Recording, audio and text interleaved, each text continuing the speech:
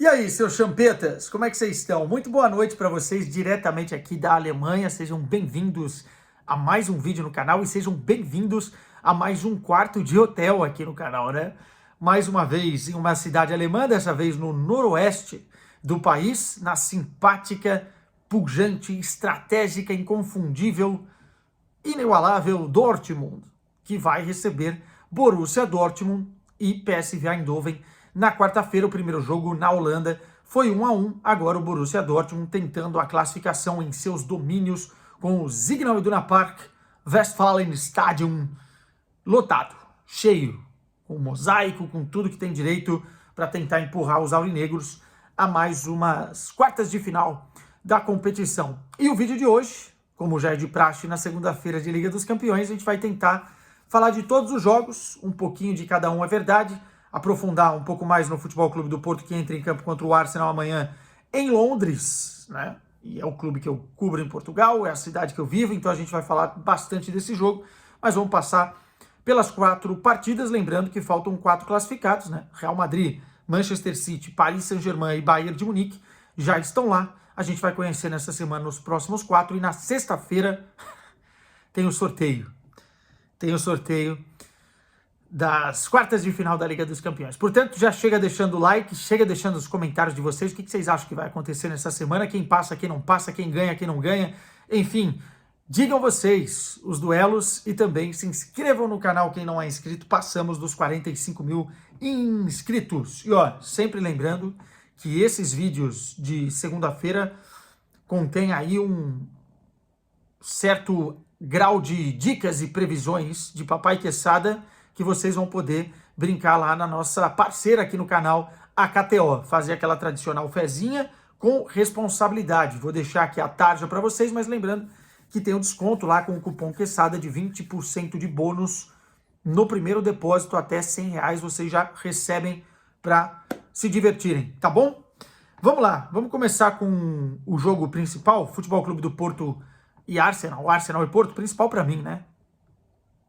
Talvez esse também seja, porque eu vou estar aqui cobrindo, mas eu digo, na projeção do que pode acontecer nas quartas de final, o Porto venceu o primeiro jogo no Estádio do Dragão com um golaço de Galeno no final da partida, foi bem melhor que o Arsenal, poderia ter vencido por 2-0, resultado importante, o domínio foi importante, a organização tática foi importante, e cada vez mais tenho gostado do Futebol Clube do Porto, especialmente do time titular. Eu acho que o Porto não tem uma margem grande no seu plantel, como, por exemplo, tem o Benfica aqui em Portugal, apesar de um estar jogando bem e outro estar jogando mal, de um ter enfiado 5-0 no outro recentemente no Clássico Português, mas em termos de plantel não tem a quantidade e a qualidade. Entretanto, o time titular do Porto, cada vez mais azeitado, cada vez mais encaixado.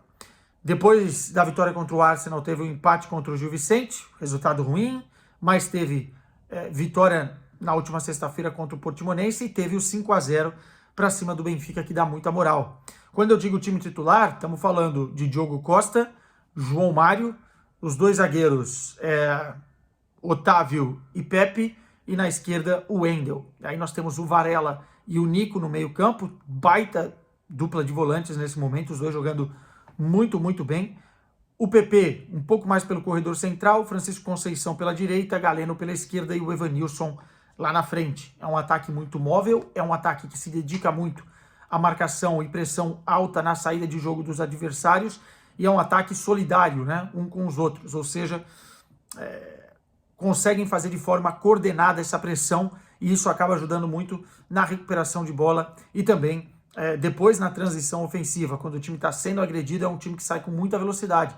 Você tem jogadores como o Francisco, o Galeno, o PP, o próprio Evanilson, que são jogadores de ação e velocidade, cada um nas suas características, um de condução mais, um de mais velocidade e campo para correr, o outro talvez mais de atacar o espaço nas costas da defesa, né? Estou falando do Evanilson, mas todos eles têm essa característica. Então o time do Porto titular é um time muito, muito tricky, como dizem os ingleses, né? Muito traiçoeiro, e o Arsenal tende a sofrer novamente. Pô, Quesada, o Porto vai passar? Eu acho que o favoritismo segue nas mãos do Arsenal. Não é tão grande quanto já foi em um determinado momento, mas ainda está lá, né? 1-0 é um resultado curto, o Arsenal decide em casa, o Arsenal vai ter o retorno de alguns jogadores, talvez o Martinelli não jogue, não treinou nessa segunda-feira, que seria uma baixa gigantesca. Vamos ver o Gabriel Jesus e tal, enfim. Mas acho que o Arsenal, pelo time que tem, pelo plantel que tem, pelo investimento que tem, continua sendo o favorito. Se fizer um gol, já iguala e vai tentar fazer isso nos primeiros 15, 20 minutos.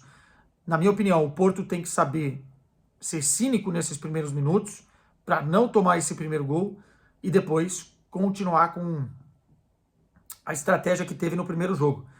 Anulando as ações, fazendo com que o Arsenal tenha pouca efetividade no jogo corrido, tente buscar mais uma bola aérea, uma bola parada, eles são perigosos nisso, mas o Porto parece já ter a vacina, já ter o antídoto, como bem fez no primeiro jogo, e aí eu acho que se o Porto conseguir deixar esse jogo amarrado e buscando essa transição ofensiva rápida mais vezes do que no primeiro jogo, porque no primeiro jogo o Arsenal não tinha tanta pressa, eu acho que nesse jogo o Arsenal vai ter muita pressa de tentar resolver, e muitas vezes essa pressa pode ser inimiga da perfeição, o time vai ficar um pouco afoito, até pela juventude dos jogadores, nós estamos falando de 90%, 95% do plantel que nunca esteve no mata-mata de Liga dos Campeões, contra um Porto já calejado, já cascudo na competição.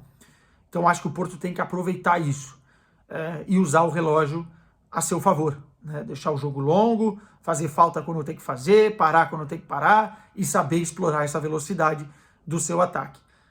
Passa muito pelas ações do meio-campo. Acho que se o Varela e o Nico fizeram um bom jogo anulando esse corredor central, anulando um passe vertical do Declan Rice, do próprio Odegaard, que joga ali naquela meiuca entre linhas, eu acho que vai ficar mais difícil. E depois passa também por defender com os alas, né, ou com os pontas, ajudando tanto o Wendel pelo lado esquerdo, aí eu estou falando do Galeno, quanto também pelo lado direito o Francisco Conceição ajudando o João Mário. Acho que tem que jogar como um time muito coeso para conseguir essa classificação. Mas o Porto é um time muito cascudo e eu acredito que vai fazer um jogo dificílimo para cima dos ingleses. E aí, para não fugir da minha dica, do meu palpite, eu acho que os dois vão marcar, tá? E eu acho que o jogo termina empatado. Eu iria por aí, 1-1. Enfim, 0-0 não é mal, mas aí os dois não marcariam. Acho que 1-1 é um bom resultado. Enfim, para quem acredita no Arsenal, uma vitória com simples também é um bom resultado. Para quem acredita no Porto, um empate ou uma vitória do Porto pode ser a melhor solução, o melhor caminho. Vamos lá, o segundo jogo, Barcelona e Napoli. Pelo que eu vi do primeiro jogo, e o Martelito deve estar contente, o Barcelona foi superior ao Napoli e poderia ter vencido na Itália. E eu acho que a fase do Barcelona, da moral, da confiança, depois do turbilhão de emoções com a demissão, o pedido de demissão do Xavi, enfim, o time melhorou um pouco na temporada. Não fez um grande jogo na última partida, dependeu mais uma vez do menino de 16 anos, o Lamine Yamal, mas decide o jogo em casa contra um Napoli instável, contra um Napoli que mudou de treinadores durante a competição, contra um Napoli que não consegue ter consistência dentro do campeonato italiano e que está longe de ser aquele Napoli. Então eu acho que o Barcelona vai passar, não acho que vai ser um jogo de muitos gols, mas eu acho que o Barcelona garante essa classificação, dependendo de algumas circunstâncias, pode até vencer por 1 ou 2 gols de diferença, mas não acho que vai ser um jogo de chuva de gols, sabe? Como não foi o primeiro, até porque as duas equipes não têm tanta confiança assim para atropelar o adversário. Mas acho que, mediante a situação, acho que o Barcelona passa e vence o jogo em seus domínios, tá? Vamos ver se Lewandowski marca, pode ser uma boa pedida para quem gosta aí de fazer uma fezinha num jogador individual, porque é batedor de pênalti e tal, e quem tá vendo o menino Lamine Yamal também pode ir por esse caminho. E aí, passando para os jogos de quarta-feira, começando por esse daqui, é um jogo muito divertido, foi um dos jogos mais divertidos da primeira mão, da primeira partida das oitavas de final, né? Um jogo muito aberto, o Borussia Dortmund costuma tomar gols, o PSV costuma tomar gols, costuma fazer muitos gols, vale também o contrário. O PSV, nos últimos jogos, tem dado uma rateada, empatando, enfim. não foi tão consistente quanto foi em todo âmbito da temporada dentro do futebol holandês, mas uma coisa é futebol holandês, outra coisa é Liga dos Campeões, né? E o Borussia Dortmund vem de 2 vitórias consecutivas. Jadon Sancho voltou a marcar no último jogo. Füllkrug pode ser uma peça importante aí para quem gosta de apostar individualmente em jogadores, mas do lado do PSV, Luuk de Jong. Eu acho que os dois vão marcar novamente, mas eu tô indo aí num 2-1 pro Borussia Dortmund. Eu acho que vai fazer valer a força do seu estádio, do seu torcedor. O Peter Bosz é um treinador, pelo lado do PSV, que conhece muito bem o futebol alemão, conhece muito bem o Borussia Dortmund, e pode aprontar alguma coisa no sentido de encaixe de jogo.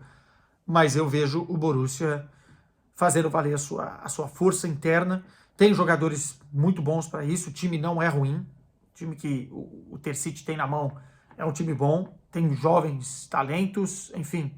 Tem o Brandt, tem o Gittens, tem o próprio Jadon Sancho, tem o Malen, que fez um golaço no primeiro jogo. No banco tem o Haller, tem o Füllkrug. Enfim, desde a defesa até o ataque, são boas peças. E aí eu acho que vai fazer valer a pena esse mando de campo e vai passar.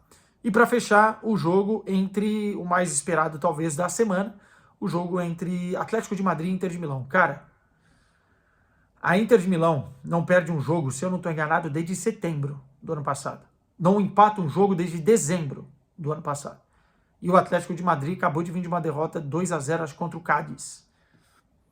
E vem oscilando demais. Em outras circunstâncias, eu acho que a casca do Atlético de Madrid e saber jogar essa competição de uma forma até chata, né, enfim, marcação, de antijogo, futebol sul-americano, fariam a diferença. Mas dessa vez eu acho que não faz tanta diferença assim. Eu acho que um empate ou o Inter pode ser uma boa fezinha aí. Acho que a Inter tem condição de vencer na casa do Atlético de Madrid, até porque o Atlético de Madrid perdeu o primeiro jogo, vai ter que sair, e é um time que a gente já viu tomar muitos gols nessa temporada, ao contrário do que a gente viu nas últimas temporadas. Não é aquele Atlético de Madrid que se defende tão bem. É um Atlético de Madrid que sofre de diversas maneiras, na bola aérea, na transição, enfim. E eu acho que não vai dar conta. Não vai dar conta contra uma Inter de Milão que me parece cada vez mais sólida para chegar longe nessa edição da Liga dos Campeões mais uma vez. O time do Inzaghi tem muitas alternativas, tem um meio-campo que consegue marcar, controlar as ações defensivas, mas também jogar e acionar na velocidade, especialmente os alas, né? De um lado o Di Marco, do outro o Dumfries, e lá na frente você tem o Lautaro inspiradíssimo do lado de um Thuram que também vive uma fase fantástica. Eu acho que a Inter está azeitada, está encaixada para cometer o crime e vencer, inclusive, no Wanda. Empate ou Inter seria a melhor opção. Meus caros, um beijo para vocês. Amanhã tem cobertura do MD-1, vai ter melhor futebol do mundo na TNT. A gente vai fazer o esquenta de Porto e Arsenal e depois do jogo tem vídeo por aqui. Vamos que vamos. Gute Nacht para vocês. Tchau.